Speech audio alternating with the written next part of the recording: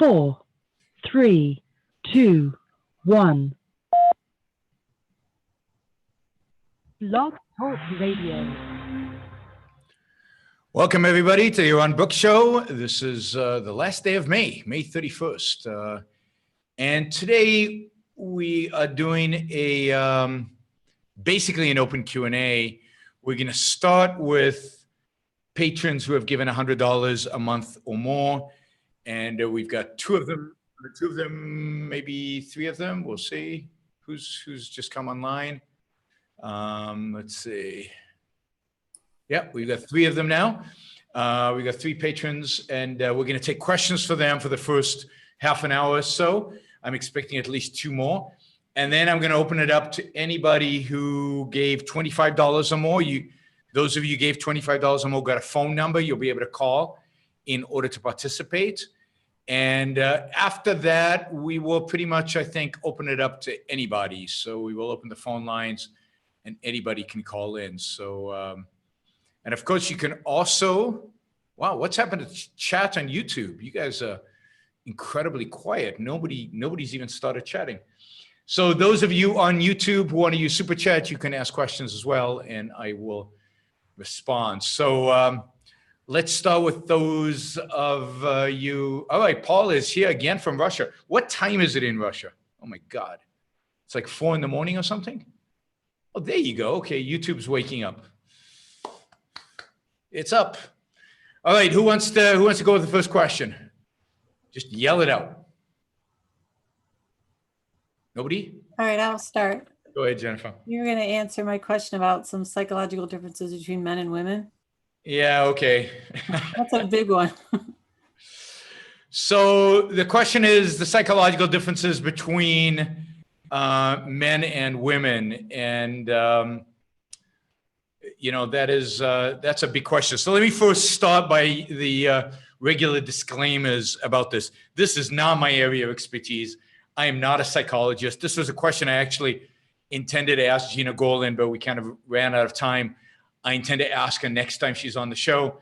And, or if we have another psychologist, we'll ask them, because this is really a question for a psychologist, because it is the psychological differences between men and women. So I am going to engage in, I don't know, what would you call this? Rational speculation.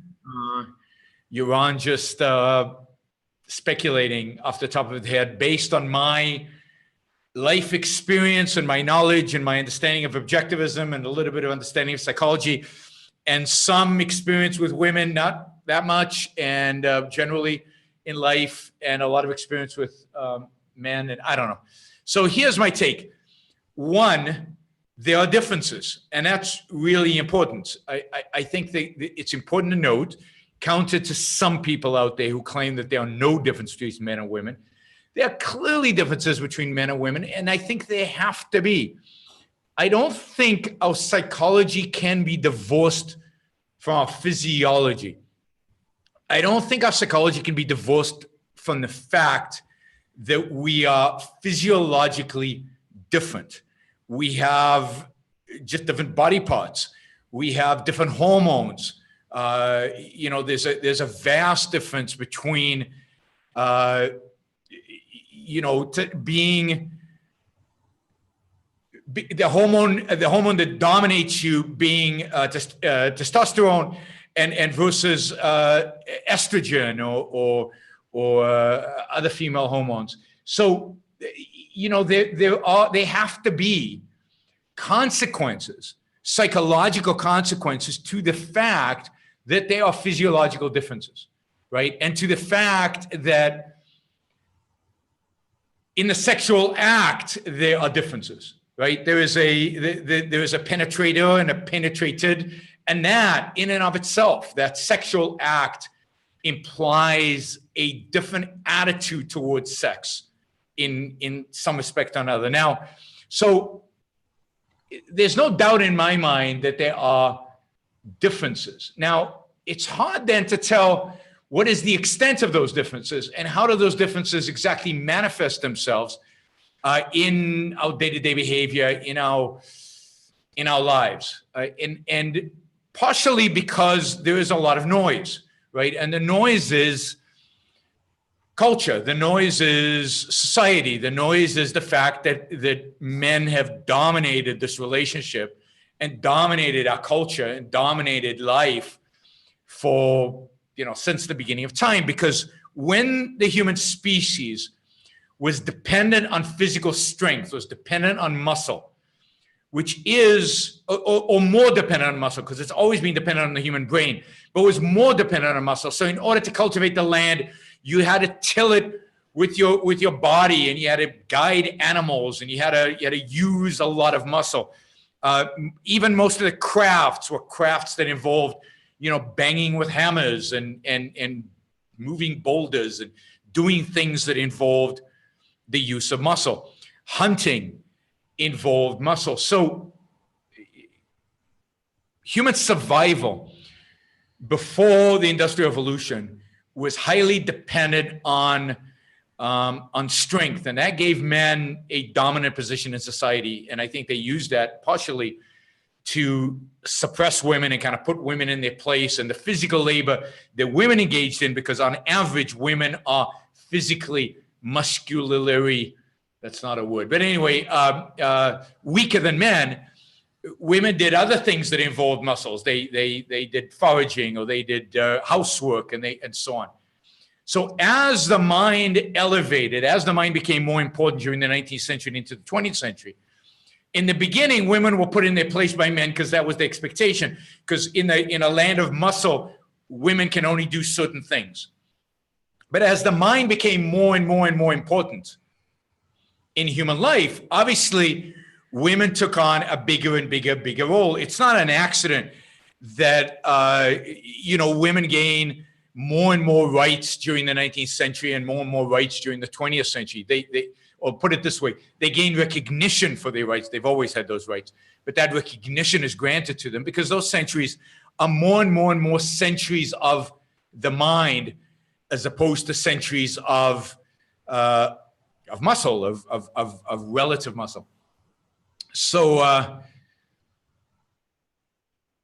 we don't know. I don't think we've had enough time where men and women are treated equally in terms of their capabilities,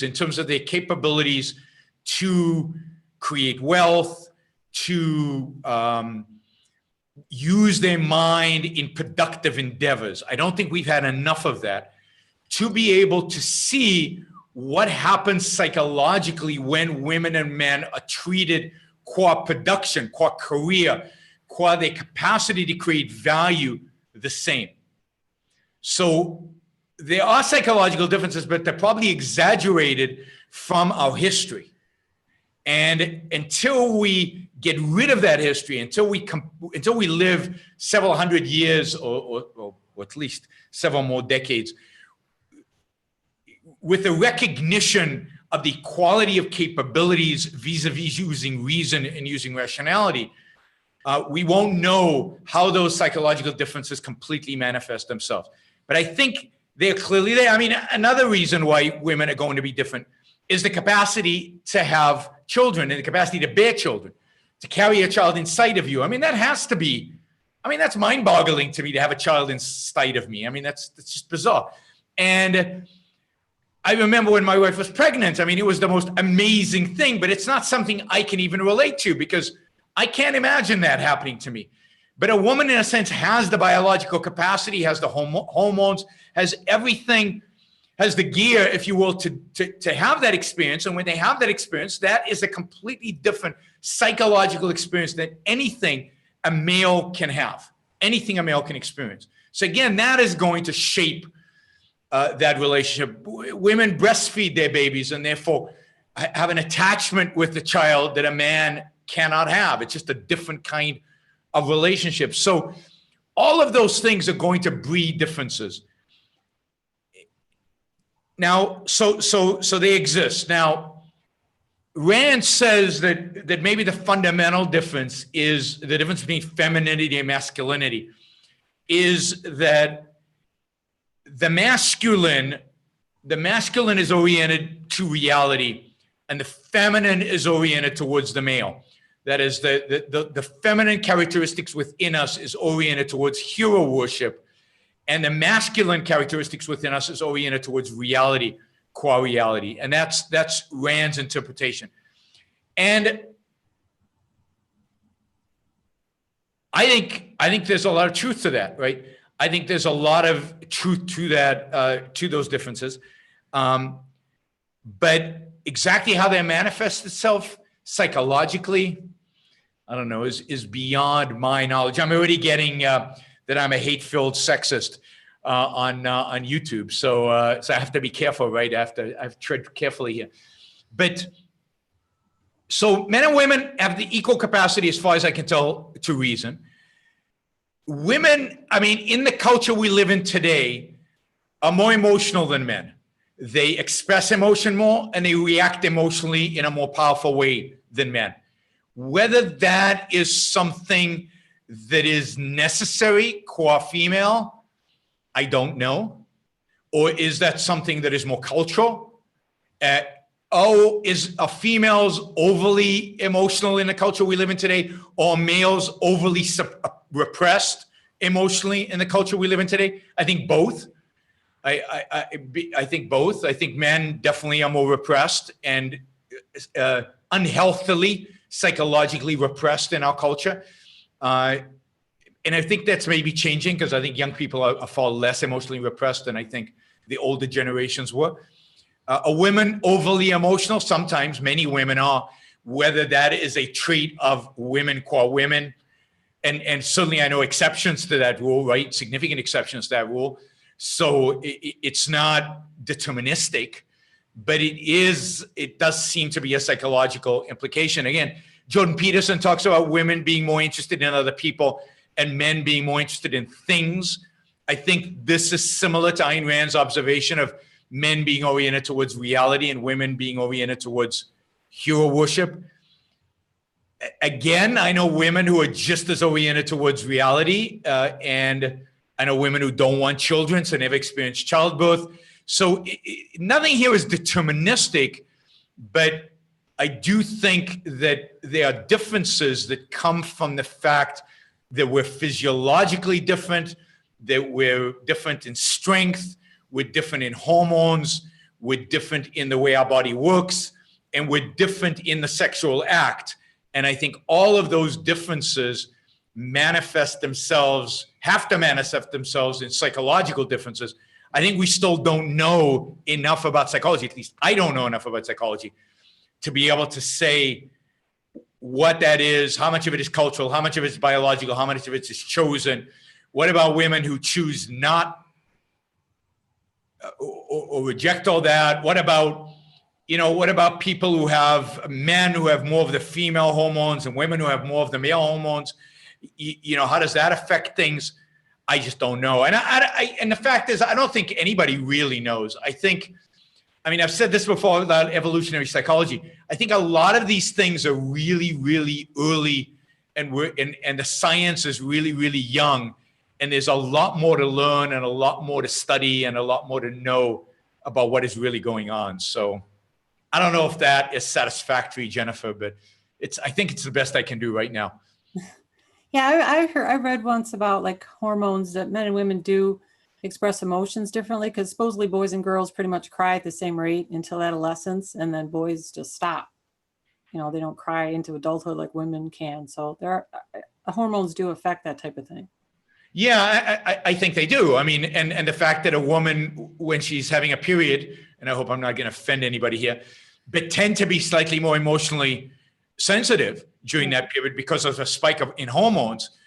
I think that's real. I don't think that's a fallacy. And if I inject myself with testosterone right now, right, which I'm not going to, it definitely has an impact, right? There's no question it has an impact. It has an impact on energy. It has an impact on sexual performance, I guess, or sexual desire. And, it's not independent of our consciousness. It's not dependent of our will. It's not independent of our reason. But given our reason, given all those other things, it definitely has an impact on you. So, and we know this. We know that drugs affect us. We know that I can inject myself with heroin and it will have an impact on us. So hormones impact the way we relate. I remember,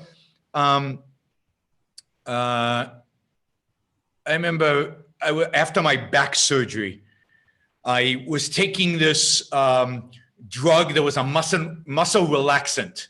It had to do with muscle relaxant. And I have no idea what it was doing to me but clearly it was affecting my brain because I was far more emotional than I usually am. I cried more easily. I just got emotional for stupid reasons. And it was clearly, I could introspect and see that it was the drug that put me kind of in a different state of mind. So chemicals have these impacts on us, and we can even introspect and see it happening to some extent. So there's no question that hormones do that. So the very fact that a woman goes through a cycle impacts the way she relates to reality in a way that a man doesn't, because we don't have that.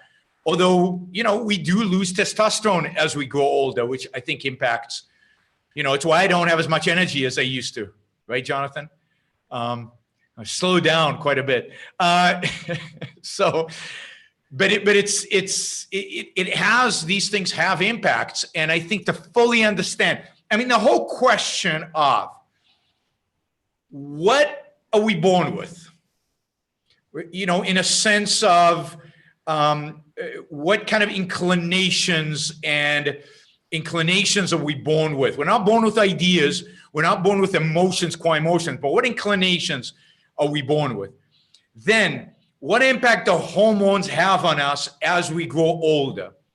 Then what role, do those things have vis-a-vis the environment, the impact of the experiences we have, particularly as children? And overlay that, what impact does free will have when you can combine evolutionary psychology, if you will, our genes, with our hormones, with our environment, all overridden by our free will and reason?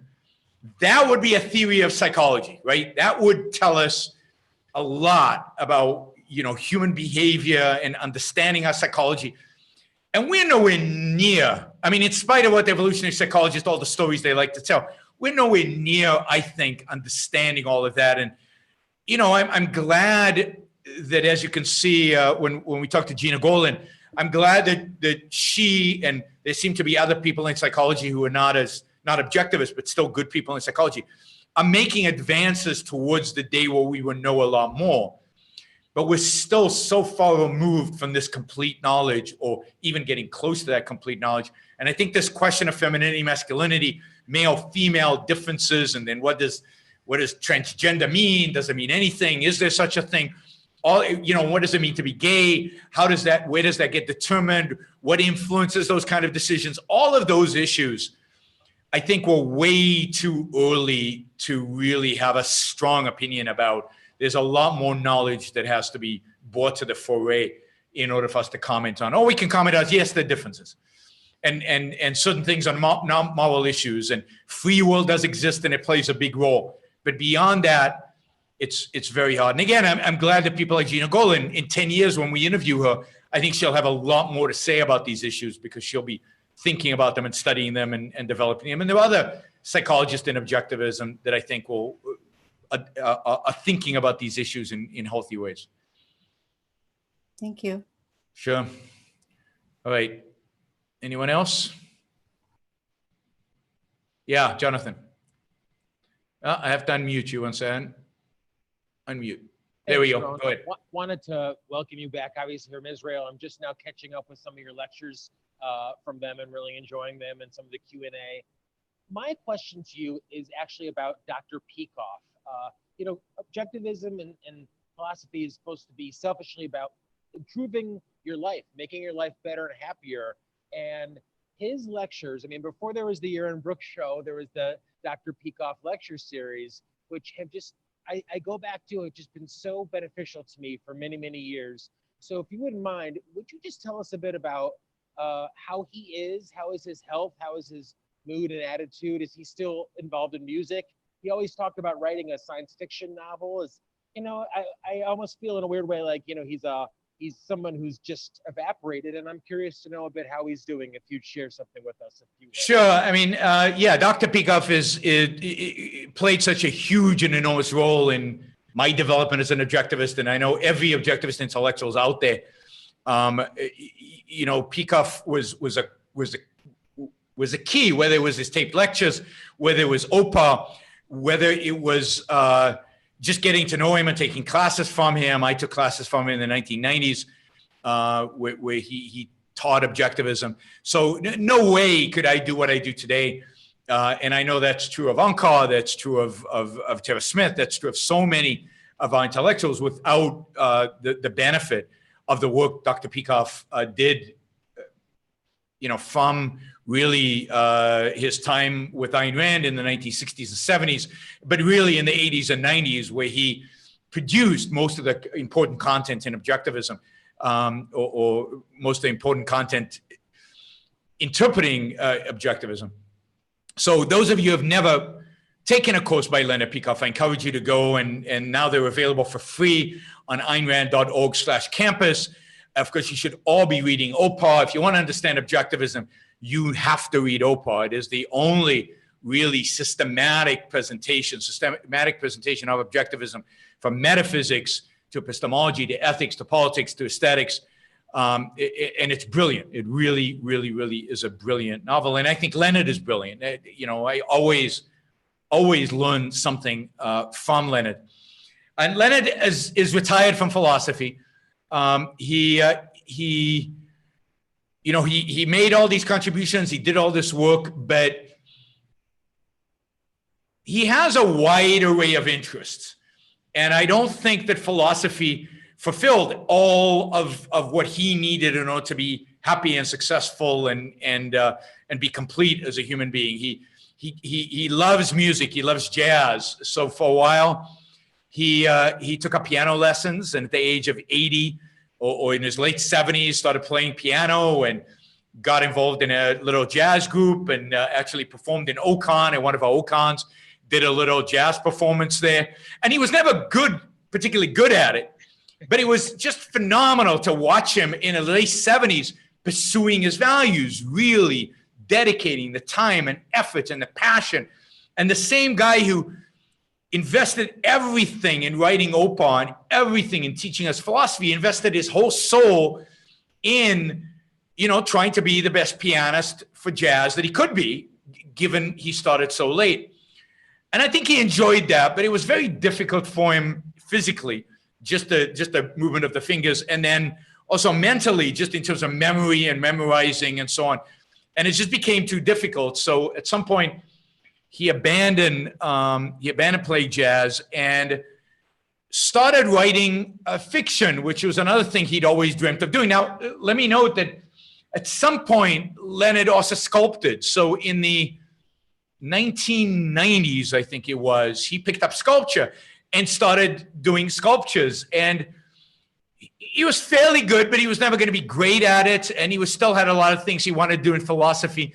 So he gave that up and returned to philosophy. So Leonard's always had this strong desire, strong passion, and strong inclination towards the arts, towards creating art. And so he went through a phase of sculpture. I think he also started fiction writing back then, but never really finished it. And then he went to the music, and now he's back to fiction writing. And he's been doing that for the last few years. And he is now 80. He'll be 85 later this year. He'll be 85 later this year. And he found a teacher. And of course, for those of you who know, his daughter, Kira Peikoff, is a fiction writer. You can find her books on Amazon. And she's a very good writer. And she has helped him with the fiction writing. And he is really, really enjoying the fiction writing. And supposedly he's writing, he's tried to write a novel, and he's tried to write a bunch of different things. But as you do with any creative process, you have lots of false starts before you hit on something valuable. And right now, as far as I can tell, he's writing a book of short stories. And I'm not going to give it away because he might appear at Okan and talk about it. So I'm going to leave it for that. In terms of health, I think he's doing fine. I mean, he's 85. So he's in and out of, he'll tell you that he spends more time with doctors than anything other activity in life, probably more than sleep. At least that's Leonard's way of exaggerating. So yeah, I mean, he's 85. So with all the health issues that an 85-year-old has, but generally his mind is still amazingly sharp, other than lapses in memory, which everybody has when they reach a certain age. Other than that, his mind is as sharp as ever. He doesn't really do philosophy, and he doesn't really think too much about politics and stuff like that, although he dabbles in it. He's really focused on writing, so and really enjoying it. So that's, I think, the best update I can give of Leonard at this point. Thank you. And I'll quickly say it doesn't almost bother me that he's not doing philosophy anymore, because respectfully, Yaron, he did it all before you. Yeah, Jonathan, really. I mean, I'm not, let's be very clear. I'm not a philosopher, and I'm not even close to being a philosopher, and I'm certainly not a genius, which I think Leonard is borderline genius. I'm not a genius. I'm smart, and I've taken the work of Ayn Rand, and I've taken the work of Leonard, and I'm good at integrating it, and I'm good at applying it, but I'm not as good in the philosophy of objectivism as somebody like Onkar Ghate or Greg Solomieri. They're better at the philosophy than I am. They're probably better at applying the philosophy than I am. One of my strengths is that I am willing to take risks that most objectivists don't take. So I'm willing to talk about anything, whether I know something about the topic or not. I'm willing to jump in. I work hard. I speak sometimes before I think. But I'm much more engaged in the conversation, much more engaged in the culture, much more engaged in the politics, much more engaged in the day-to-day stuff, and much more willing to be public about it than I think many of the philosophers who are a little bit more reserved, a little bit more cautious. They want a lot more evidence. And I've, of course, learned from them. I couldn't do what I do now without Onkar. Onkar's making me a better thinker. Greg Solomieri's made me a better thinker. A lot of these people have made me better. So no, I have strengths, but they're not to compare me with Leonard. I'm a popularizer. Leonard deepened the philosophy, enhanced the philosophy, explained the philosophy, and in some ways expanded not objectivism, but the interpretation of objectivism, where objectivism can go or where true ideas can go. They won't be called objectivism. And Leonard did original work. His dim hypothesis is completely original. Whether it is objective, it's not objectivism, but it's clearly an extension of, I will never produce anything similar to dim. I can take dim maybe and interpret it and explain it and popularize it, but I can't invent dim. So the difference between me and Leonard his plays course is wonderful. What's that? The course on the plays, his 8 great plays. Yeah, his 8 great plays. I mean, I don't want to take up all the time, but I mean, I can for, that update. I am just in awe of Leonard Peikoff in terms of as an intellectual. So, no, I'm nothing close. I'm a radio talk show host at best, who dabbles in, who knows a little bit of philosophy enough to make him dangerous. But I'm not an original thinker. I mean, one of the great benefits in life is to know your strengths and to know what you're good at and what you're not good at. See how much time Leonard saved you? A huge amount of time. I mean, I love Leonard partially because of the amount of time and the effort he has saved me and made it possible for me to live my life the way I live it today. Couldn't have done it without Leonard. All right. Any other questions? Upton. Hey. So my question is around the importance of creating art as an individual, even if it's just as a hobby. Because it seems so strange that it's the one area of philosophy that almost seems voluntary to engage in. Like everyone engages in politics to some degree, at a high level, but it doesn't seem like everybody actually creates art. And so I'm wondering, what is the value of its pursuit, even if it's not the primary purpose of your life, even if you're not good at it? Yeah. And should it be treated as an essential? It's almost, to me, almost connects to Jonathan's question about what Leonard is doing now in his life. Yeah, I mean, I don't know. I don't think the pursuit of art as an activity is essential, because I don't think that the activity itself is necessarily that interesting to everybody, right? And particularly if you don't have an inclination or a talent or or the patience or the skill set. Maybe this is just me reflecting on me, right? Whereas I think what the aesthetics is and what the philosophy relates to with regard to aesthetics, if you think about the Romantic Manifesto, the Romantic Manifesto is not about how to make art, although it has implications on how to make art. The Romantic Manifesto is really about how to enjoy art, how to relate to the aesthetic, how to experience art, how to relate to the aesthetic experience. It's about the values you get as an observer, as an experiencer, and how to be an active experiencer and how to get the most out of what you're doing. And it's trying to philosophically explain why we need art, not to create it, but to experience it. And when she writes, I haven't read the Romantic Manifesto in a while, and I apologize for that because I should, because we should be talking a lot more about art on this show. It's such a crucial part of human life. But the Romantic Manifesto is about how to get the most out of the experience and to understand the crucial role art serves in our lives. Now, I think that if you're interested in making art, and if you have a little bit of ability in making it, then yeah, I think it's terrific. I mean, I think it expands your experiences of living. And it gives you a different perspective on life by recreating your metaphysical value judgments. Will teach you about your metaphysical value judgments and make you think about them. But also, art is emotional, so it'll how you express yourself emotionally in the piece of art will teach you a lot about yourself. So I think it's a part of learning about yourself and who you are and what you are. I think art can be an amazing benefit to whoever does it. I think it can also be very frustrating if you're not very good at it. You know, that's the downside of creating it and making it. I don't know. Does that help? That does help. I guess as a follow-up, do you have any aspirations to maybe eventually take up sculpture? No, none, zero, nada, not at all. I have no artistic inspirations. I love experiencing it. I have great aspirations to buy lots of sculptures, and my goal, my efforts in becoming rich, which I'm engaged in actively right now.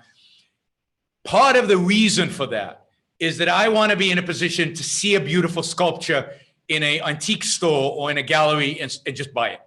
And not care about how much it costs, right? I mean, within limits, right? And not care about how much. So I would love to be in a position to be able to drop $50,000 on a sculpture and not really think too hard about it. That's my goal.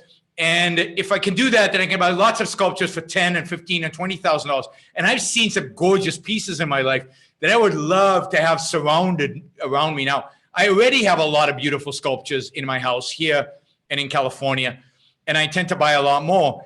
But I can't sculpt. I'm not interested in it. If I did it, I'd be terrible. It would make me 10 years to be a little good. Now, my wife, on the other hand, you put a piece of clay in her hand and something beautiful will result from it. And it's in minutes she can do it. She can do it in minutes. She can do it like that. And so, you know, it's in some of the sculptures we have in our home on my wife's sculptures. The same thing, you give her a pencil and you tell her to draw something quickly, and whoa, right? I mean, for me to start, it would be ridiculous, right? I mean, she can just do it like that, and I have no clue even how to hold a pencil. And then, of course, I have no talent in music. I cannot sing. But I love music. I love listening to music. I love immersing myself in the music. I can't write fiction. I can barely write, period. And if I write, so I can't imagine, I can come up with stories, but not stories that are elaborate and sophisticated like Leonard can. I mean, Leonard's telling me the ideas of the fiction he's writing. It's like, whoa, how did you come up with that? No way can I do that. I just don't have that kind of mind. So no, it's not No, I mean, there are lots of things I'd like to do in life, but they don't involve creating art at all. But I'm jealous, if you will, of people who can do it and who enjoy doing it, because I think it's such a beautiful thing. The ability to take a piece of clay and turn it into just a gushy, mushy piece of earth, right? Of dirt, right? It's gray, it's brown, it's wet, and turn that into something beautiful.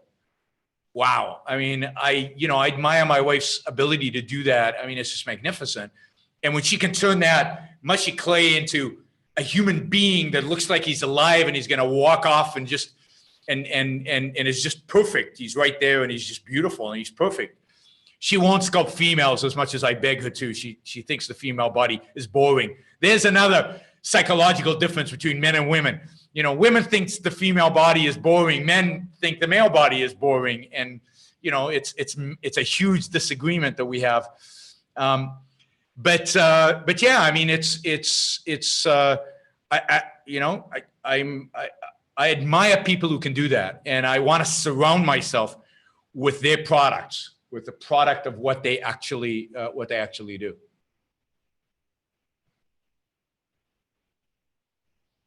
That makes sense? Yeah, I guess if I have just one last quick follow-up there, then do you think in a sense your wife would have a greater capacity to enjoy art because she understands what it takes to create it relative to you, for example? I mean, maybe she's also much more picky than I am. So we can look at a sculpture and I say, wow, that's beautiful. And she said, the arm's connected to the shoulder all wrong.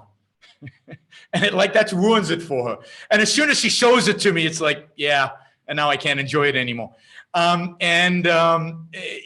she has that eye that can see all the defects and can see all the problems. And once you see a defect and a problem, it's hard to enjoy the artwork exactly the same as when you thought it was perfect, or when it looked perfect to you.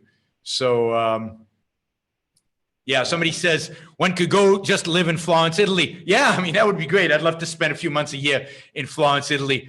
Art everywhere you turn. And of course, probably my favorite sculpture of all time, Michelangelo's David, is right there in the Accademia. And just I could just sit by his feet for half a day just staring at him. I find it bizarre where the tourists come in. Yep, there's Michelangelo's David. Click, took a photo, out you go. And I'm like, in awe and walking around and just spending hours just gazing at the thing. I mean, it's just, now I think I have a better appreciation of the art because I've seen my wife create it.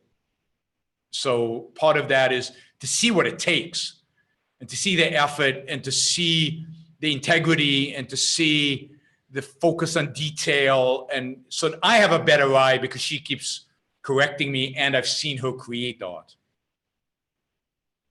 All right. Thank you so much. Sure. Any other questions from you guys? Matthew, go ahead. Let me unmute you. Unmute. Oh. Yeah. Oops. No, I muted you again. Okay. Go. Yeah. If Jonathan Honing is still available, I'd like to kind of toss something his way. I heard a radio clip of him in the last week talking about gas prices, and he said on there that he wouldn't be surprised if it went $4 to $5 a gallon. And I would just like more than a clip on that. See why he thinks that. Hey, Jonathan, you want to give your oil predictions here? I have to unmute you. Wait, I have to unmute you. No, this is Yaron's Q&A. This is Yaron's Q&A. We can debate gas prices. Not that I have an opinion here. How about actually can I throw that to Yaron actually? Any response to the announcement of tariffs today from the president? And Matthew, if you don't mind, I'll punt that if you don't mind, to waste everyone's time on that. I'd love to, maybe we could turn it to Yaron instead. Well, you should devote one of your future podcasts or your shows to talking about gas prices, because at least Matthew's interested and probably other people are interested as well. But yeah, I mean,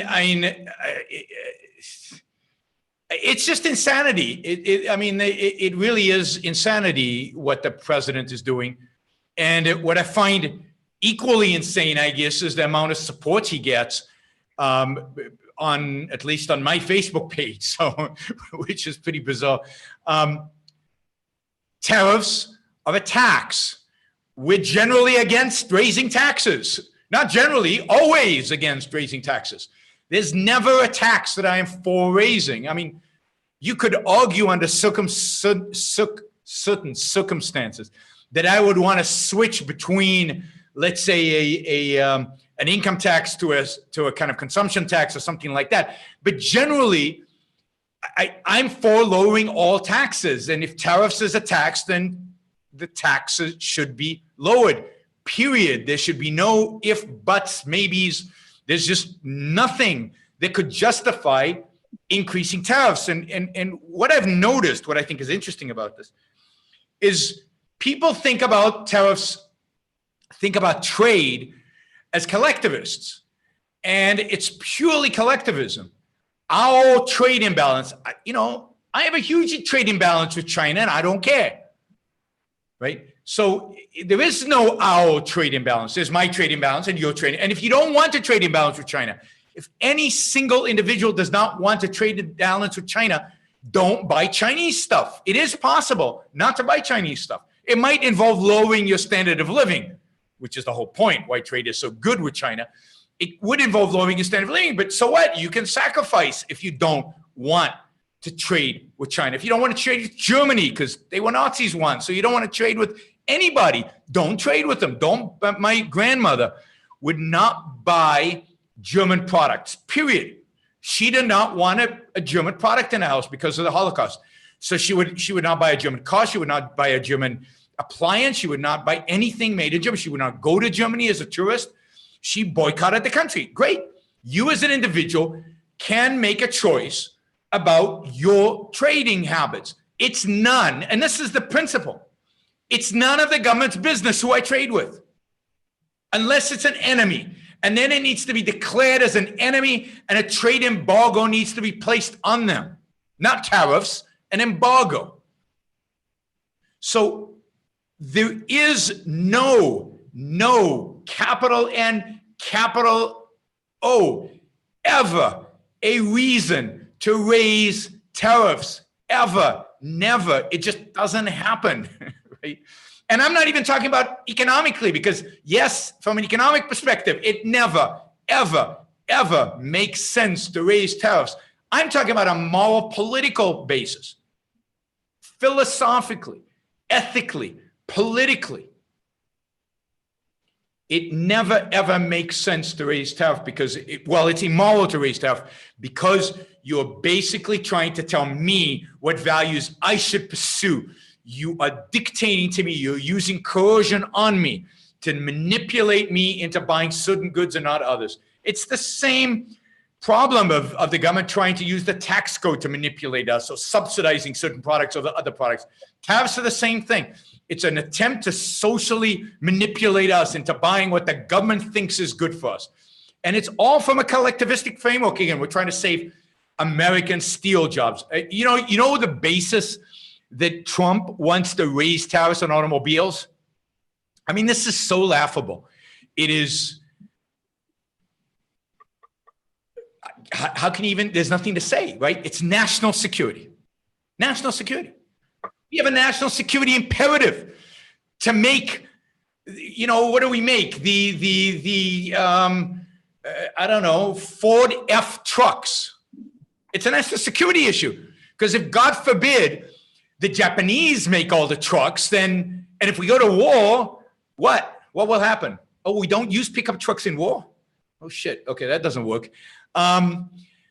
Jeep. You remember the Jeep? Who owns Jeep? Chrysler owns Jeep. Oh, Chrysler's owned by Fiat, so it's already an Italian company. It's not even an American company anymore because Fiat owns them. I don't get it. I don't get it. I don't understand the people who think it's a good idea. Somebody wrote on my Facebook page, cars cost too much, so we need tariffs on foreign cars. I mean, wow. I mean, the ignorance of a statement like that is profound. Profound. So I don't know what to say more about trade that I haven't already said. So morally, it's offensive. Economically, I don't even want to get into that. Go read Adam Smith, The Wealth of Nations, or go read any economic textbook, even one written by Paul Krugman. I mean, this is the horror of it. I find myself agreeing more with Paul Krugman than with some conservatives because they won't contradict God, our new God, Donald Trump. I mean, and what does this say about Donald Trump? What does this say about Donald Trump that this is what he does? So today he announced, as of midnight tonight, they are raising tariffs on steel and aluminum from our sworn enemies who, when a national security crisis happens in America, will not provide us with steel. So we have to make sure we have steel in America. Our sworn enemies, the Canadians, the Europeans, and the Mexicans, are all going to now pay, we're going to pay higher tariffs if we buy steel from them, all in order to ensure the national security of the United States. I mean, he and his supporters should be embarrassed. And that is what's horrible, is that they're not. That's what's really terrifying, is that nobody's embarrassed by this president. I mean, we should be like going, yeah, I'm an American, but I really, this Donald Trump thing, I mean, it's an embarrassment. It's an embarrassment. You know, on the other hand, you know, it doesn't matter in the sense that in a big picture of history, this will be a little blimp that nobody will care about, nobody will remember. The great, the tariff-driven recession of 2019 will not matter, you know, in the big picture of the historical direction that this country is heading in, which is right now downwards. I'm supposed to give a talk at Ocon on how to be a rational optimist. You know, this is going to be the most challenging talk I've ever given in my life. You know, I'm gonna resurrect the ghosts of me being an optimist for that talk. But you know, this Donald Trump thing boggles my mind. I don't understand how anybody takes him seriously, how anybody likes him, how anybody thinks there's one iota of goodness that will come from this president. Once in a while, almost by accident, he does something right. But even then, because he has done it, it's not clear that the long-term consequences of doing it are going to be good. Because what is going to be the backlash? What happens when you get a different administration? What happens to the American people's perception of what is right and what is wrong? And look at this North Korea stuff. That is the funniest thing, right? So he's going to meet with a murderous dictator of a insignificant nothing state called North Korea. The leader of the greatest country in human history is going to meet with a tin pot dictator who brutally murders anybody in his sight, and thus legitimizing his rule, legitimizing and sanctioning everything done in North Korea, and legitimizing the authoritarian nature of that regime. Okay, so he's going to do a meeting. But then the tin pot dictator, the murderous bastard, behaves like any tin pot dictator does. Murderous bastard does, and says some awful things. So Donald Trump is insulted. So he writes a letter that reads like a sixth grader wrote it, and to say, no, I'm not going to meet with this idiot. But 2 days later, he says, well, maybe we will meet. We'll see. And now it looks like the meeting's on again. So, and no embarrassment. There's nobody embarrassed by this. Everybody thinks this is okay. This is okay. This is what happens, you know, or at least Donald Trump is not embarrassed. I'm embarrassed for him. I don't know. I'm embarrassed for America. This is the way I'm. Matthew, do you have another question? Yeah, I do. As it pertains to an essay of Rand where she talked about the military draft. I forget the name of the essay or which book it was in. Okay. But one of the, I guess, virtues that she communicated about an all-volunteer army was that it's a major check and balance, so to speak, against an unjust war, and that you need to get volunteers to fight for your cause. How does that relate to the use of drones and other technology as far as that sort of check and balance and potentially losing it?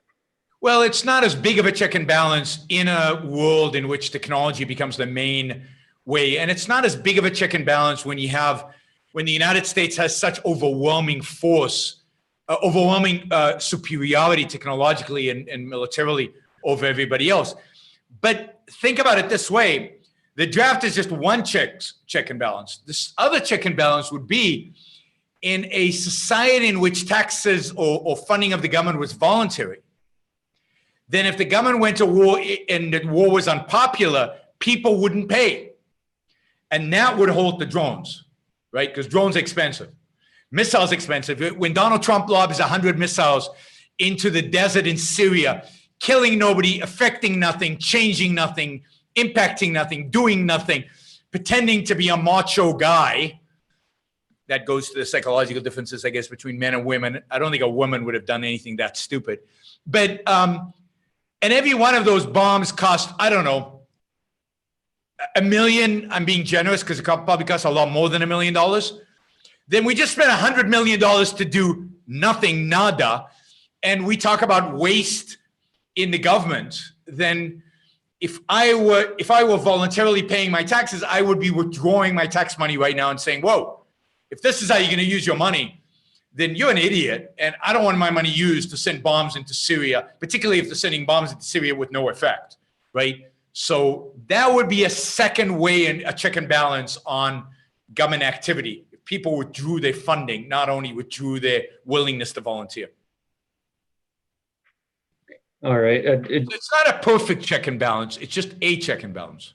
But so I currently the use of drones makes this all a lot easier, a lot more palatable to the public, I think. In the end, are drones a good thing or are they a problem right now? Well, I mean, I think they're a really good thing. I think the fact that the public doesn't care is a problem with the public, and the fact that our government doesn't tell us how it's using drones, when it's using drones, on whom it's using drones, is a consequence of the fact that we've accepted that in national security issues, everything should be secret. I don't accept that. I think the burden of proof on something being a secret should be on the government. Everything should be public. All information should be public unless there are extenuating circumstances which they should be secret. So I don't blame the drones. I blame us and our government's attitude towards information as to why the American people are not engaged in the issue of drones. So drone technology is great. The ability to kill terrorists all over the world without risking a single American life is fantastic. If it's being misused, it's being misused because we, the American people, don't care. We don't pay attention. We're not engaged enough, and we should be. And because we don't demand that the government release more information about what it's doing and how it's using our money. All right. Yeah, I see that. But the government does a million things that we don't know. It does a million things we don't care about, a million things we should care about. Anywhere from the way it runs the welfare state, to the way it listens in on our iPhones, to the way it uses drones, to the way police confiscate, when they seize your stuff before a trial even, right? I mean, there are a million ways in which the government is violating our rights and we let them get away with it. Drones is just one more thing. And I'm glad that at least the soldiers that are being put in harm's way in places like Syria or in Niger in the middle of Africa or in godforsaken places elsewhere around the world, at least they're volunteers and they knew what they were getting into, rather than draftees who are being forced to serve a government that places them in 140 different countries for no purpose, purpose that actually serves the self-interest of Americans. And Donald Trump has not made one difference in that. So I haven't seen any troops come home since Donald Trump got elected. This America First is propaganda. Where is America First? If America was first, we would not have any troops in 100 of the 140 or 120, whatever the number is, countries in the world. They all come home, and yet they're all still there. I see very little difference in terms of troop deployment or in terms of much of foreign policy between Trump and Obama and Bush. Obama was weaker, and Obama was the only president that I know of that actually hated America. So he's a special kind of evil. But in terms of actual practical stuff, other than moving the embassy to Jerusalem and getting out of the Iran deal, I don't see many differences in what Trump has actually done in terms of actual execution. Any other questions? I got one more here. And apologies if maybe you covered this yesterday, but any thoughts on Zack Snyder and the Fountainhead? I'm terrified. I think Zack is serious. My partial knowledge of what's going on in the background is that Warner Brothers is putting it together and seems to be fairly committed to the project. Now, this happens every few years. So the fact that everybody's committed and everybody's interested in this as a director doesn't mean it'll get done. I've seen many attempts and have not gotten done. But Zack is a big shot right now in Hollywood. And does Zack Snyder have the gravitas? Does he have the intellectual knowledge? Does he have the aesthetic ability to give us a great Fountainhead? No. Just straight out no. Can he give us a decent Fountainhead? Maybe. Maybe. He at least has a sense of hero worship. I think he has that. Well, I forget the movies he's made, but there were a couple that I liked. 300. What's that? Yeah, the 300 was very well made. I wish Zack would do Anthem. I think an Anthem made like the 300, like almost animated, would be really interested with that kind of black and white look. I could see Anthem being done that way. Fountainhead, maybe he could do a really stylized Fountainhead with the architecture and the quarry scene and just stylize it a lot. And that would be cool. So maybe, what else did he do? The 300, what is it? Batman versus Superman. I didn't watch that because I've stopped watching superhero movies. I just on principle object to the genre. One or two are fine, but 155 is just one too many. He produced Wonder Woman. Yeah, I thought Wonder Woman was okay. I'm bored by superhero movies. It was a better superhero movie, but they're just all boring, I think. I find. A lot of objectivists will be mad at me, but they can line up. Yeah, so I'm petrified that he makes an awful movie, right? And I think if I had to put odds on it, the odds of a great movie, I don't know, 1%. The odds of a good movie, 10, 15. The odds of a nothing movie, probably 50. The odds of a bad movie, I don't know where I am, 30. The odds of a horrible movie, 15. I think that adds up to 100, something like that. So I think there's more odds that it's bad than it's good. So I'm petrified. I don't control the rights. They'll do what they do. And if it's a good movie, then that'll be great. Now, the Ayn Rand said that the purpose of getting a movie is to sell the book. It is possible that if Zack Snyder makes the movie and that he gets good actors, or at least famous actors, put aside good, and it has a lot of buzz around it, a lot of people read The Fountainhead. So that's cool. That I'm with. That I love, right? That I love. But I don't have high expectations of the movie itself. I don't have high expectations of any movie I see. Although I saw a surprisingly, I don't know if to say good movie. This is the thing.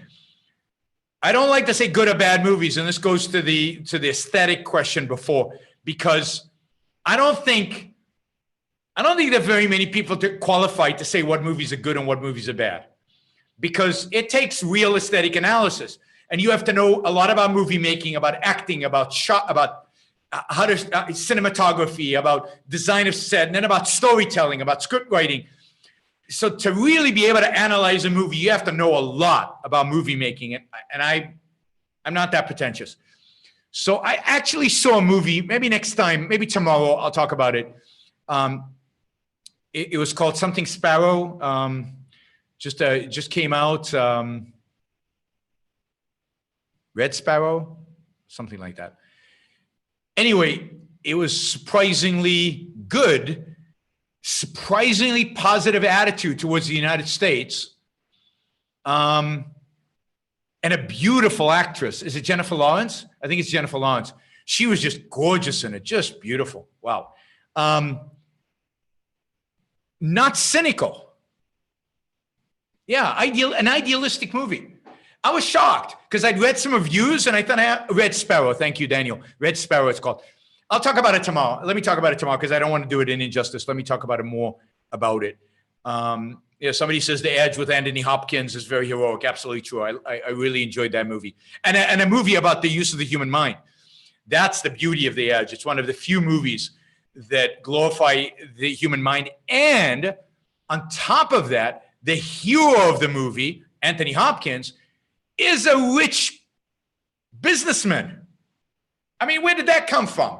A positive portrayal of a rich businessman. That is very unusual. It doesn't portray him as a businessman. It portrays him as a survivor. But still, okay. We've got a few YouTube, what do you call it? Super chat videos. Yeah, super chat. I'm going to answer the ones on super chat. And then, yeah, we've got a few super chats. So let me start with the first one. Noah from Noah. Oops, where did it go? I lost it.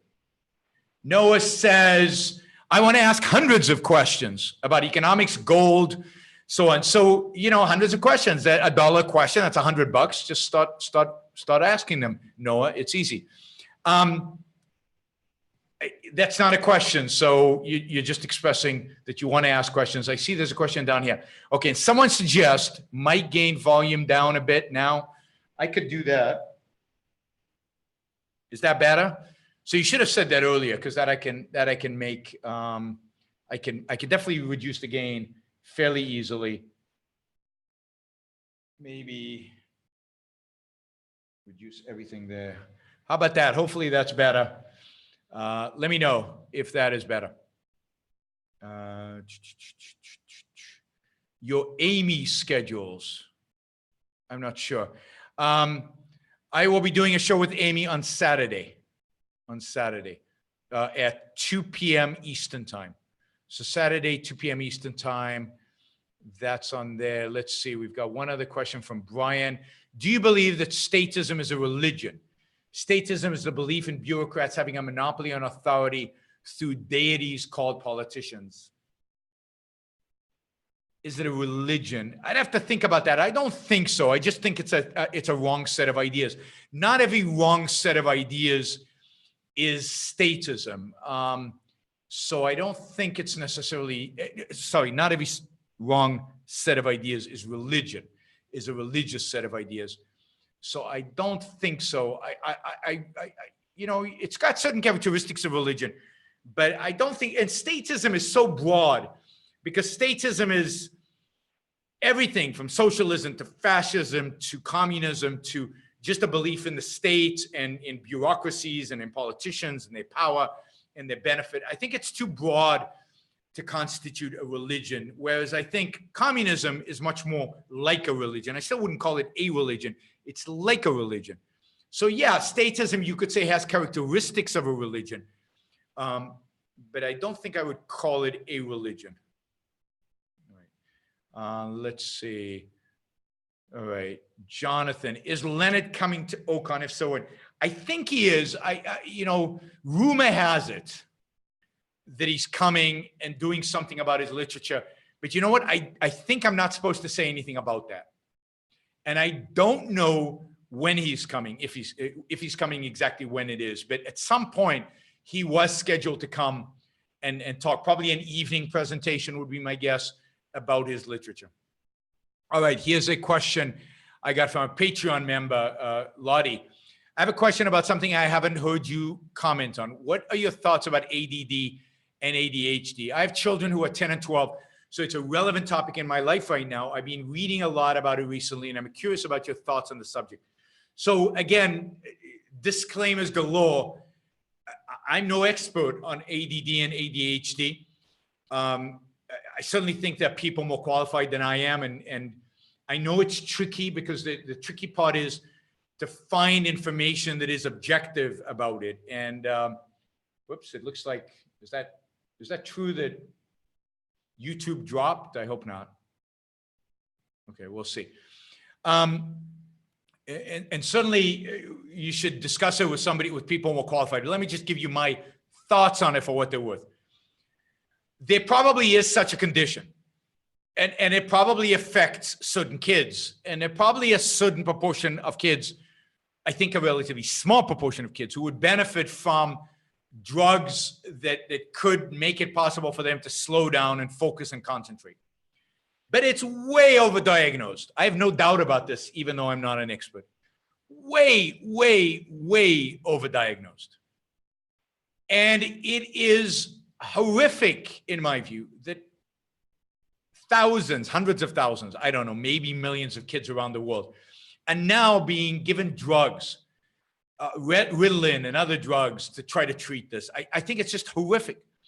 So if I were a parent that thought maybe I would do everything in my power not to put my kids on drugs and only use drugs as a last alternative, if I was 100% convinced that my child really had a problem. Now, let me give you an example, a personal example. When I was growing up, I was considered hyperactive. I was a very difficult child. I would never sit still. I was never a particularly good student. I drove my mother crazy. And my mother says that she considered many times taking me to a psychiatrist or psychologist. Luckily, she never did. And in those days, that wasn't considered something you did. I was hyperactive. It's what I was. And luckily, but today, I have no question that a kid like me would be put on drugs. And that would be horrible. Because I was hyperactive, I did a lot of stuff when I was a kid. I had tons of experiences when I was a kid. I became super independent as a kid. My life was really enhanced by the fact that I was super active and hyperactive. And yes, I had bad grades. Who cares? It hasn't hurt my success in life, and it certainly hasn't hurt my ability to think in life. It was hard for me to get a PhD because I was hyperactive. It's hard for me to sit in classes. It's hard for me to listen to other people's lectures. It's why I like to talk, because I'm active, right? It's hard. But to slow me down by use of drugs would have completely destroyed me, or at least destroyed who I became.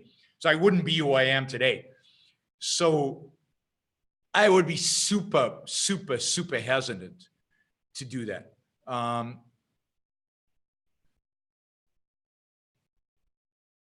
Right. So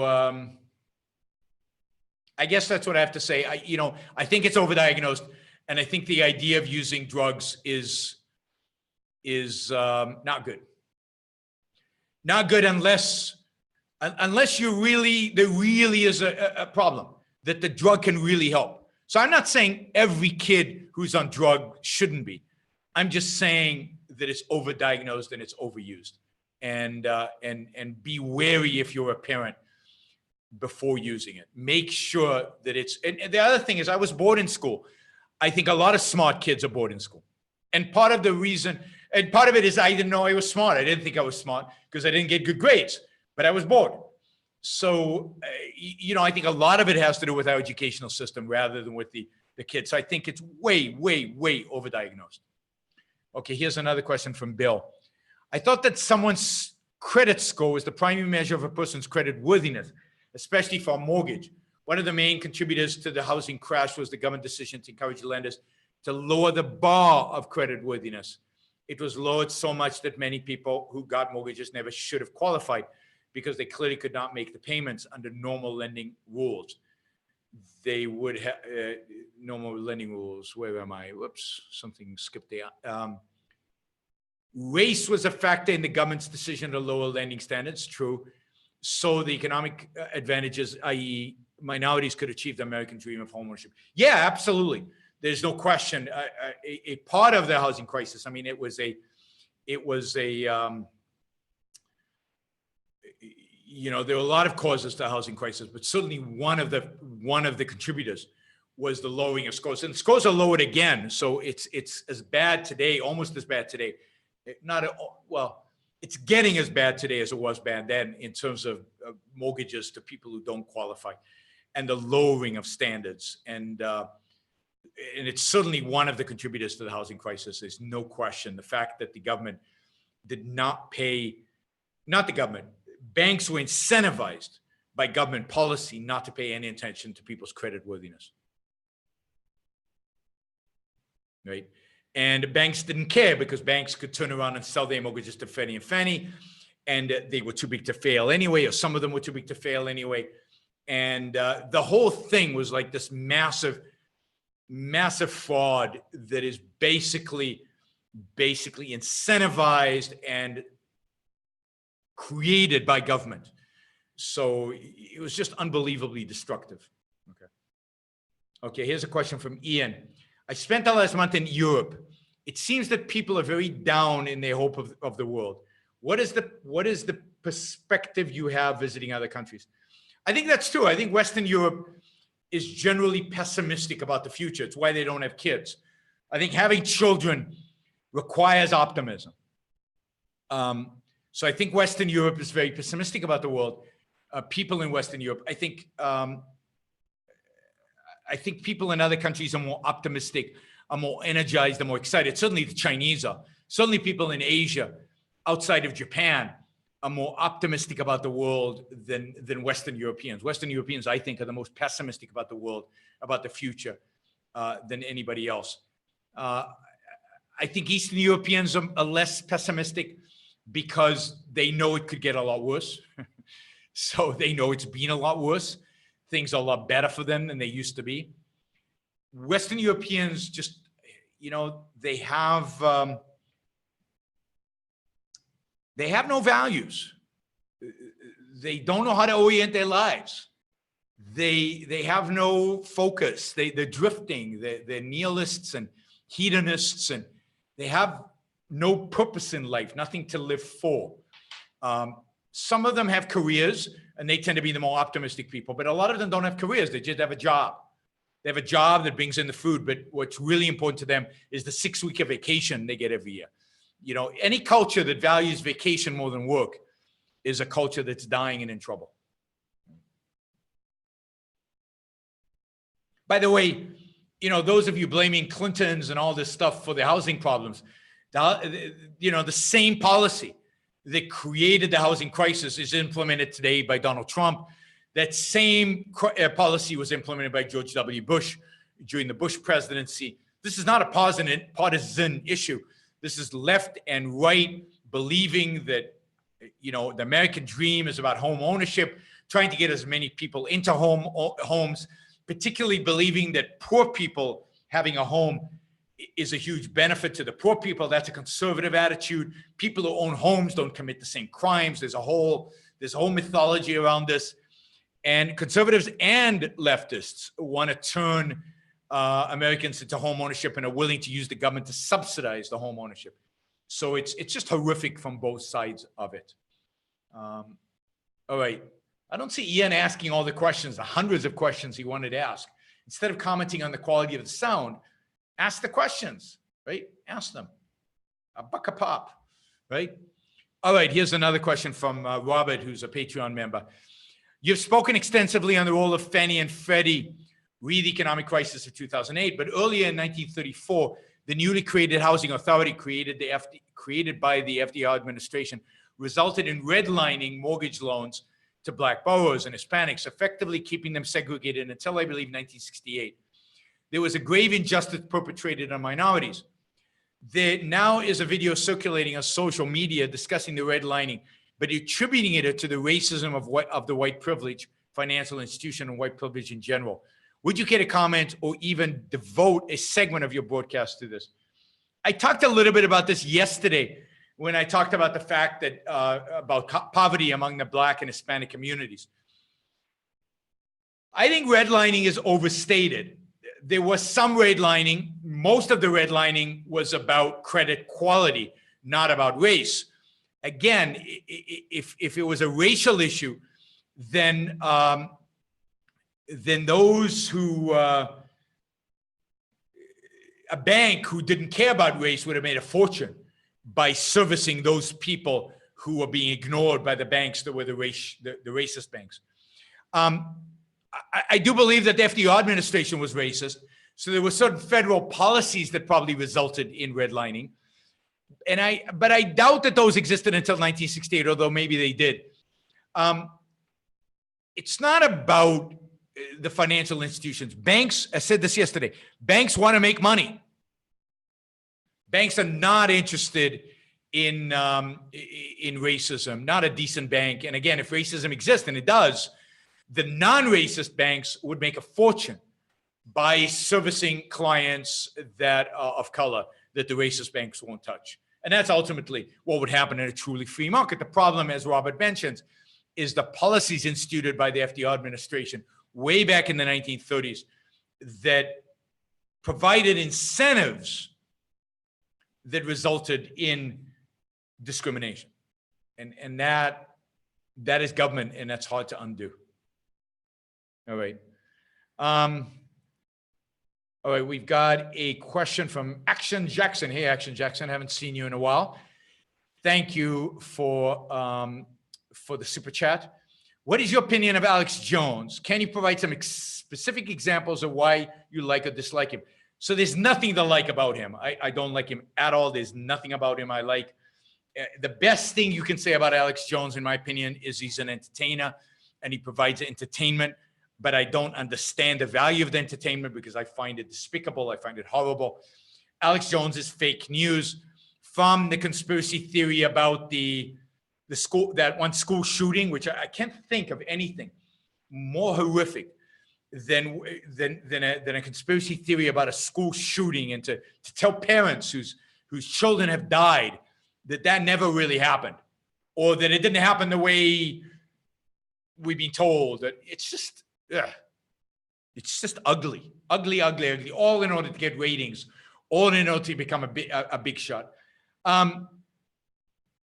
He was a 9/11 conspiratorial theorist. 9/11 wasn't committed by ideological Muslims. It was somehow committed by, government or an inside job or all kinds of crap like that. And it's nonsense. As a civil engineer, I can tell you it's all just garbage and nonsense. And for every one of those claims that the conspiratorial theorists come up with, there are multiple explanations that people have given debunking them.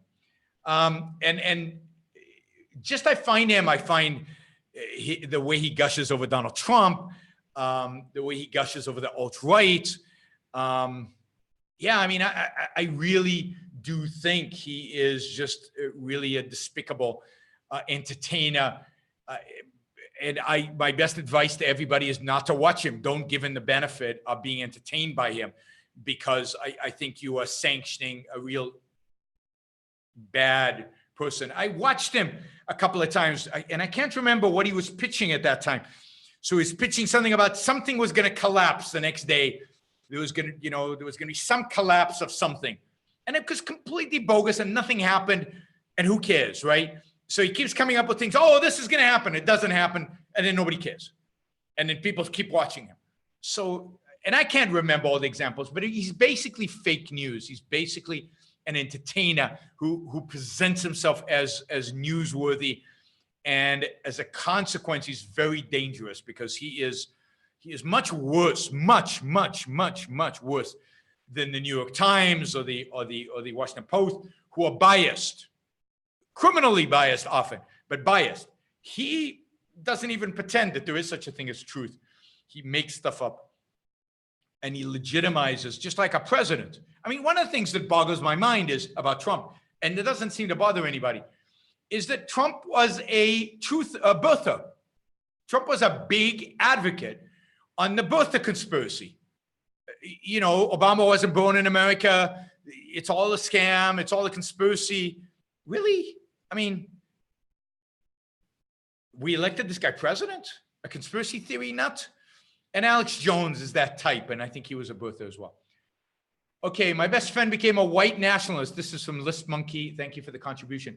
I tried to convince him he was wrong, but I couldn't. I eventually ended the friendship. Did I make the right choice? Absolutely. As Ayn Rand said, racism is the most primitive form of collectivism. I have a hard time with anybody who's a collectivist, but racism is the bottom of the barrel. It is the ugliest. It's the most despicable. It's the most despicable form of collectivism. I would have nothing to do with a racist, a white nationalist. Forget it. There's no way. There's not enough shared values to have a friendship with a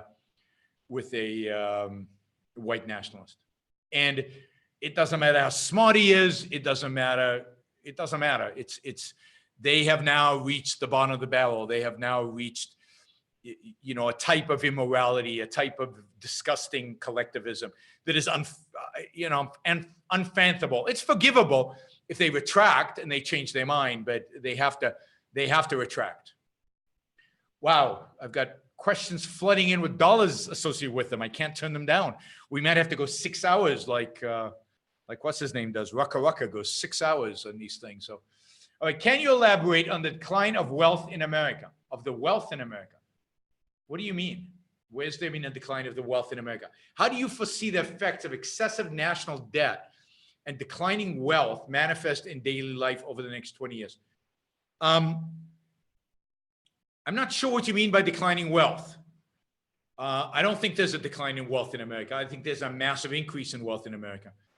I think that in spite of our debt and in spite of slow economic growth and in spite of all the regulations, in spite of all the problems that we have today, we are wealthier today than we've ever been before. Even if you take all our assets minus our liabilities, including all the national debt, we're still wealthier than we've ever been before. Particularly if you take into account the value, which you can't because you have no way to measure it, of all the technology we have today. I mean, what is the value of my iPhone? How do you put that into a balance sheet? How do you measure how wealthy I am? Because we can now do what we're doing right now. I can stream live on YouTube to, I don't know, 100 people right now, but thousands will watch it later. This wasn't possible 10 years ago. 5 years ago, it would have been very difficult, right? And now I can just do it without thinking. We are so much wealthier today than ever in all of human history. We're the wealthiest, culture in human history. America is not the wealthiest per capita place on the planet anymore, but we're damn wealthy. Now, I think excessive national debt, again, let's talk about what that means. Excessive government debt is the real problem. I don't think there's excessive private debt right now. And I don't think there's excessive corporate debt right now. I think there's excessive government debt. That's going to have really bad consequences. I think it already has. I think slower economic growth, less wealthy than we could be, less investment, less saving, therefore less economic growth in the future. So the consequence of the national debt is stagnation, is relative stagnation. Maybe collapse one day, maybe a Great Depression one day, but right now we're not experiencing that. And right now, overall, I think wealth is still increasing. So I'm not sure where you're getting the idea that we're declining in terms of wealth. I'm certainly wealthier today than I've ever been before. And I think most Americans are. You might argue that all their wealth is paper wealth and it's going to disappear when the next crisis happens. Maybe. I'm not convinced of that. Might happen. It might not happen. We will see. Okay. All right. We're going to do 4 questions and I think I'm done. It's already 9:30 over here. And we've already gone more than an hour, almost an hour and a half. All right. Do you have thoughts on sweeping objectivist constitutional rights or in economics like MMT rule that requires, wow, I don't understand this question, Noah. Do you have thoughts on sweeping objectivist constitutional rights or in economics like MMT, an MMT rule that requires printing cash instead of debt, or an MCT rule that replaces the central bank with decentralized money creation rules? Okay, I think I understand the question. I'll answer what I know. I'm against MMT, MMCT. I'm against all these rules. I am for private banking. I'm for getting rid of the Federal Reserve, no Federal Reserve. And then banks defining a standard and using that standard to create money, to print currency. So my guess is it'll be gold. And my guess is that banks will hold gold on reserve in vaults and that they will print currencies. It basically won't print, they'll create it electronically. All currency will be electronic in the future. And that we will be able to exchange that currency, those digital currencies, to gold when needed. But we won't ever want to, really. But it'll be anchored by the value of gold or platinum or whatever the market determines. I'm not a central planner, so I don't want to decide for the market what the standard should be. Because I don't think any rule can mimic the supply and demand of the marketplace. So I don't think any rule can work. I mean, a rule can work better than what we have today, which is depending on Janet Yellen or Ben Bernanke or Alan Greenspan to get it right, based on sticking their finger into the wind or looking at computer models that mean nothing. So I prefer a rule than any of those, but I prefer private banking and private banks issuing currency based on a standard. And maybe that standard will be different. Maybe that standard would be cyber something. Maybe that's where we're heading in the world. I doubt it, but maybe. But let the market determine it. Who am I to tell the market what to do? Let the market determine what it will be.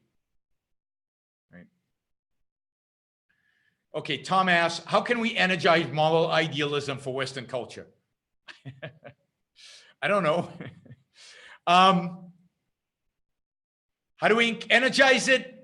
By teaching it, by arguing for it, by being energized ourselves, by being moral, being moral idealists, by making moral claims, by judging people, by being passionate articulators of the value of Western culture, of the value of Western civilization, by standing up for the values we believe in passionate, articulate, energetic ways. I don't know anything else other than look at what I do, look at what other people do, and mimic that. That's the only way I know how to do it. Everybody wants a quick fix, a silver bullet, something we do, boom, everybody gets energized. If I knew what that was, I'd do it. Right now, I'm doing what I know. Get them to read Ayn Rand. That's my silver bullet. Right? And then get them to listen to me. Get them to listen to Onkar. Get them to listen to Alex Epstein. Get them to listen to, to rational people arguing for Western civilization, right? Hey, Upton, you're working for Alex now. And you've got the t-shirt. I do. Yeah, I joined earlier this month. Fuels. That's great. Congratulations. Yeah, thank you. It's been exciting. Well. It's the most interesting thing about the job is I'm surrounded by people who are super positive about industry, and that's never really been the case in my career. So it's really exciting. Yep, that's great. That's great. Good. So you're working with Don Watkins and Alex. That's right. Cool. All right. Jen Olson asks, how would you contrast your experience of close friendship with objectivists versus collectivist leftist types? Any generalizable differences, all else being equal in terms of interests, etc. Wow. This is the problem. I don't remember my friendships with collectivist leftist types. That was a long time ago. I don't think I have any friendships with collectivist types. I have friendships maybe with people who are not objectivists, but they're all individualists. So I don't know. I can't imagine being friendly with a collectivist. I mean, this is why I'm somewhat distant. I'm not distant from my family, but I'm not very close to my family. I'm not close to people who I don't share some pretty basic values and individualistic, being self-interested, whether explicitly or implicitly in your life, pursuing values, caring about your own life, being a passionate valuer. Those are the things I demand from somebody who's my friend. And that means we share a basic orientation towards life. The friendship can be much closer. We can talk about what really is important to us. So it's much closer, much more intimate, much more significant. I can't relate to a collectivist. I just can't relate to them. They just, and it's not leftist, collectivists of the right. I can't relate to collectivists of the right. This is my point. If somebody's a racist or a Jewish nationalist, right, like a you know, a Bible, a Torah thumping Zionist, right? I can't relate to that either. You know, I go to Israel and these people who, Israeli nationalism, that's their thing. That just blows my mind. I can't relate to that. I can't relate to American nationalists. I can't relate to white supremacists, Jewish supremacists, green supremacists, blue supremacists. I mean, I can relate to, you know, fossil fuel supremacists like Abatin and Alex. I'm kidding, but you know, it's just not. I can't relate to people who, in a fundamental way, don't share my values. You know, I can even relate to somebody who's religious more than to a collectivist if that religious person is an individualist. And you can be. It's unusual, but you can be a religious person and an individualist. But a collectivist is something I can't do anymore, right? I was one. And you know, when I was young, and I'm over it, and I couldn't be friendly with somebody like that. And again, it's not an issue of left or right. I don't like people on the right. I don't have any friends on the right, and I don't have any friends on the left. My friends, people I call my friends, are either objectivists or people who you couldn't map left or right. They're individualists who just don't care about philosophy, who just don't think philosophically, but they're individualists and they pursue their values and they're passionate about their own happiness and their own success. They just don't think philosophically. Those are the kind of people I relate to. I don't have that many close friends, but the close friends I have are all objectivists or live objectivism without being philosophical about it, you know, to the extent that you can do that.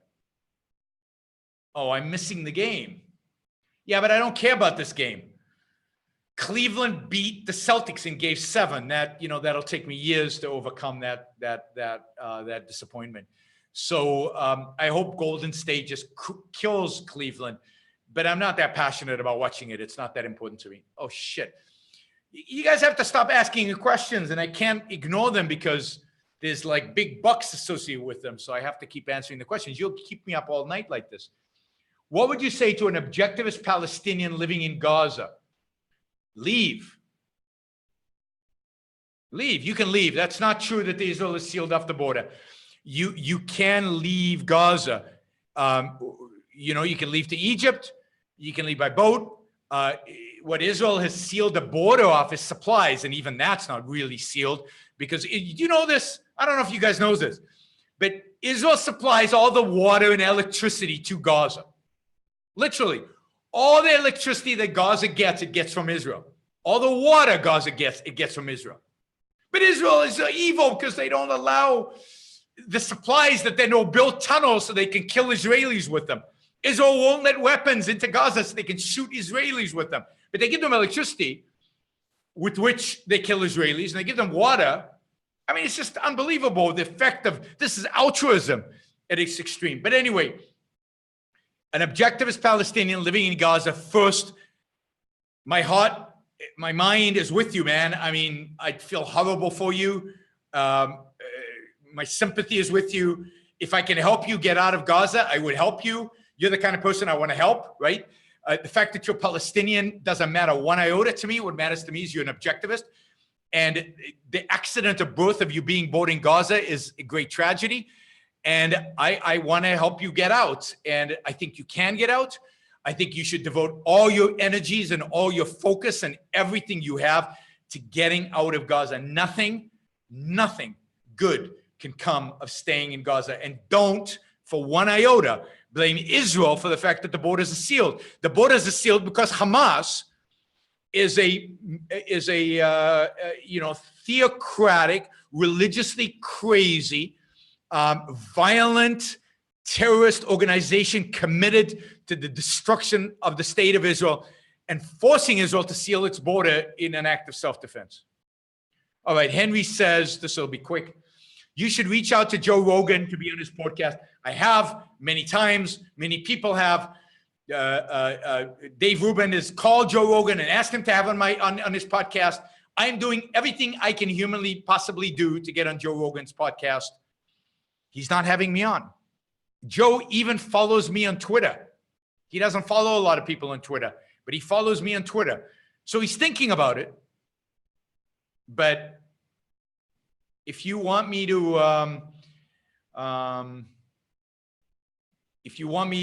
be on a show, you call him, harass him. You as listeners, harass him until he does it. But I can't control Joe Rogan. You have to call him and harass him until it happens. Don't tell me to tell him that you go tell him. All right, 2 quick questions and that's it. From Patreon contributor, do you think that the success of Jordan Peterson is more harmful for the culture than any social justice warrior since it sets up a quicker interreligious M2 direction? No, I don't, because I don't think Peterson is an M2. I don't think he necessarily sets people up to an M2. To the extent that he's telling people to take personal responsibility for their own lives, there is a chance that he sets them up for he sets them up for objectivism. There's a chance he sets them up for reason and rationality. I think he's getting people to think. I think he's getting people to shock them out of their bubble. He's getting them to at least consider different ideas. And I think overall that's a good thing. I think what really pushes people to M2 is D2. It's nihilism.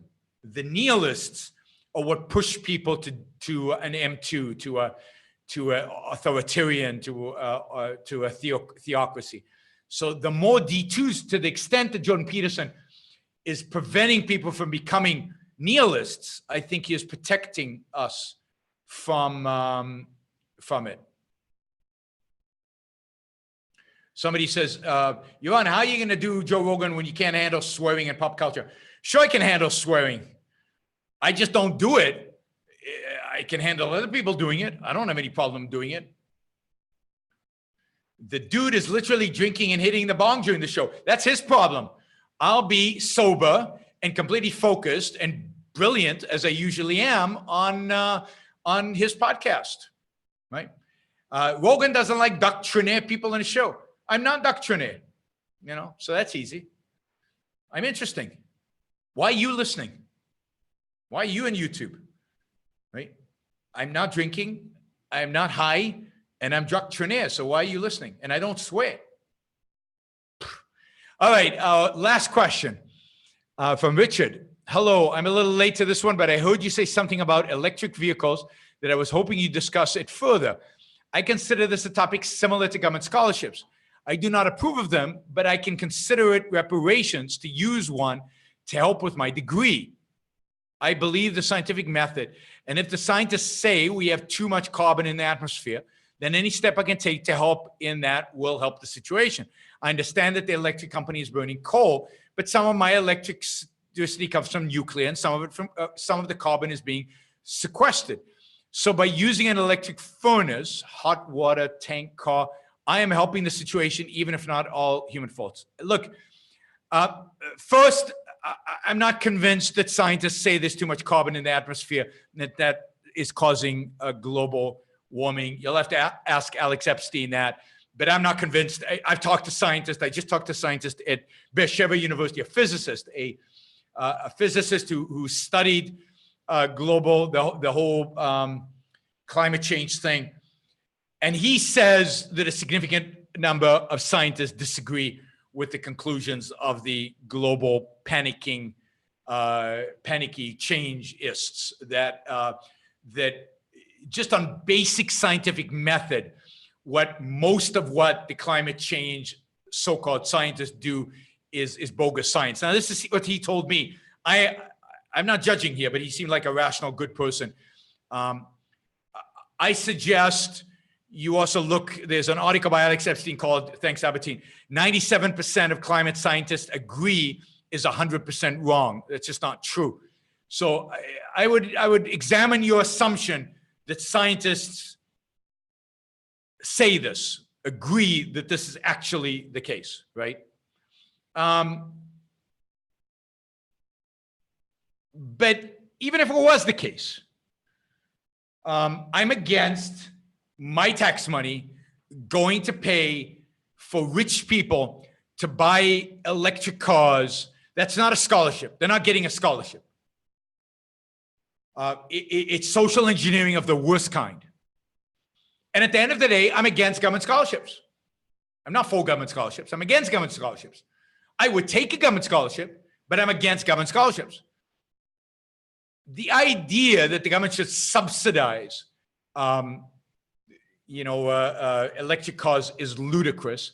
If you want to subsidize electric cars, subsidize electric cars. You can buy a really expensive electric car, and you can subsidize it if you believe it.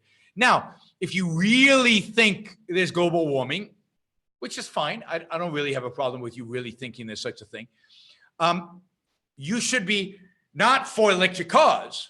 That would be an outcome. You should be for nuclear. These fourth generation nuclear power plants that are supposedly cheap, modular, small, can be placed in a variety of different places, distributed networks, all kinds of cool stuff that I know nothing about.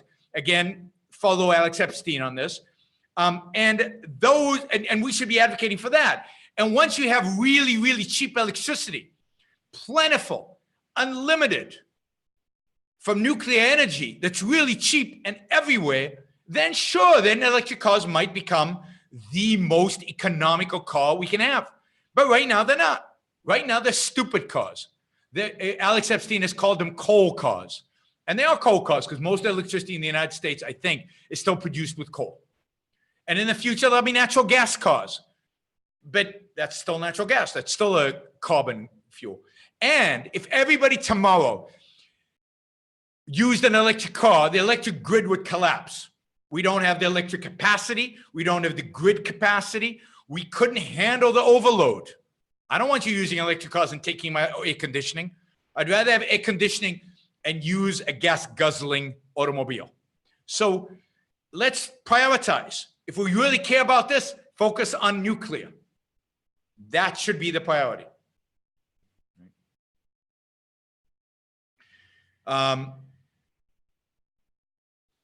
What's Alex's institute called, Upton?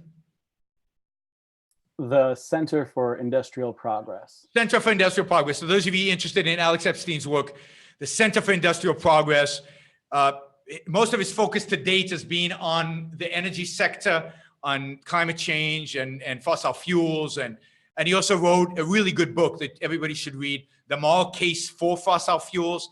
And I think that's where, to date, he's made the biggest difference. But generally, the Center for Industrial Progress is focused on industrial progress in all industries, and that's where the focus is going to be in the future. But for now, the work he's done on energy and on climate change and all of that is invaluable. So go read Alex Epstein, Center for Industrial Progress. And I knew that name, but I'm still jet lagged, and it's late, and it slipped my mind. So don't tell Alex I forgot the name of his institute. He won't forgive me. And Alex is a good communicator. He's a good writer. He's a good speaker, and he's a really good mind. So he's done a really good job here. And so, go out there and read about this stuff. All right, I think we're done. I'm exhausted. I don't know about you guys. Thanks for listening. We reached our goal, as I told you yesterday, of 10,000 subscribers to our YouTube channel. Keep on sharing. Keep on encouraging your friends to subscribe. Those of you who haven't subscribed, please subscribe. Our goal now is to get to 100,000 as quickly as possible. Get me on Joe Rogan's show. I have no problem in Joe objecting to everything that I say and fighting with me online. It'll expose me to hundreds of thousands of people, and it'll generate a huge amount of interest in everything else that I do. It worked with Dave Rubin, and it'll work with other people. So anybody you think I should be on their show, do it. So please share my old stuff. Some of my old stuff is very relevant. to what's going on today. Some of my foreign policy stuff is very relevant. I did a show on Syria a few months ago that's very relevant to what's going on today. Yeah, subscribe, become a patron, and follow me on Facebook, like me on Twitter, and do all the other stuff that you do on social media. Thanks, guys. And I will see you tomorrow. Same time, I think 8 o'clock. I'll be doing just Yaron talking about whatever he feels like show. We'll figure it out tomorrow. There's a bunch of stuff. I want to tell you about the movie Red Sparrow. I want to tell you about maybe a TV. Fauda. Have you guys seen Fauda? Season 2 is just being released by Netflix. I haven't watched it, so don't tell me what happens. But I want to give a pitch to Fauda. And I haven't commented on, what's her name? Roseanne. I haven't commented on Roseanne. That's always fun to do. And there's a bunch of stuff. I haven't commented on anything in 2 weeks. I feel like all the stuff is bubbling up, and I need to spill it out to you guys. And hopefully you're interested, so you'll be there to listen. Talk to you tomorrow. Bye, everyone.